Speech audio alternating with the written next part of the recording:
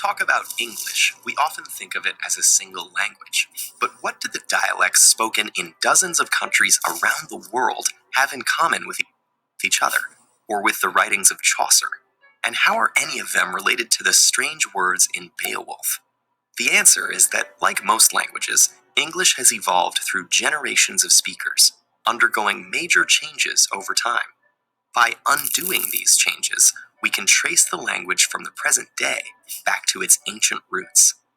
While modern English shares many similar words with Latin-derived Romance languages like French and Spanish, most of those words were not originally part of it. Instead, they started coming into the language with the Norman invasion of England in 1066.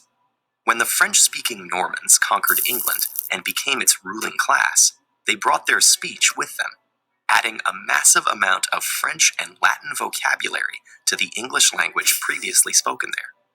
Today, we call that language Old English. This is the language of Beowulf. It probably doesn't look very familiar, but it might be more recognizable if you know some German.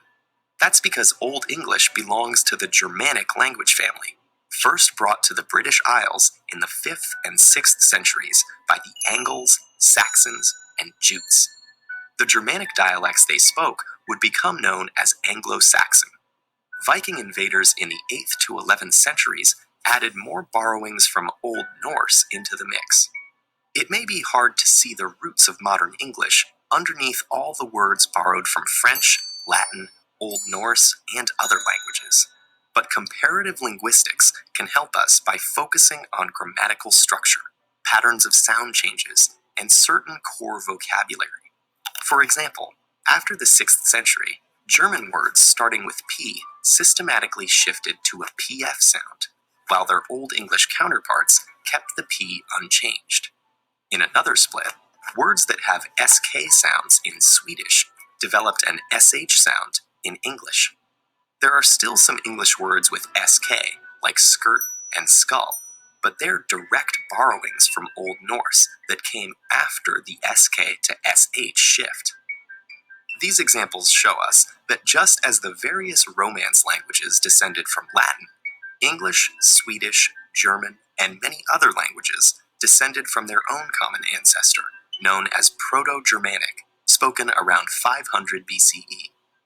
Because this historical language was never written down, we can only reconstruct it by comparing its descendants, which is possible thanks to the consistency of the changes.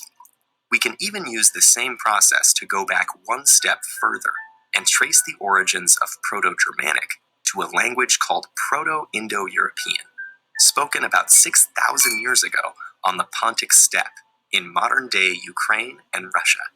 This is the reconstructed ancestor of the Indo-European family that includes nearly all languages historically spoken in Europe, as well as large parts of southern and western Asia. And though it requires a bit more work, we can find the same systematic similarities, or correspondences, between related words in different Indo-European branches. Comparing English with Latin, we see that English has T where Latin has D, and F where Latin has P at the start of words. Some of English's more distant relatives include Hindi, Persian, and the Celtic languages it displaced in what is now Britain. Proto-Indo-European itself descended from an even more ancient language, but unfortunately, this is as far back as historical and archaeological evidence will allow us to go. Many mysteries remain just out of reach, such as whether there might be a link between Indo-European and other major language families, and the nature of the languages spoken in Europe prior to its arrival. But the amazing fact remains that nearly 3 billion people around the world, many of whom cannot understand each other, are nevertheless speaking the same words, shaped by 6,000 years of history.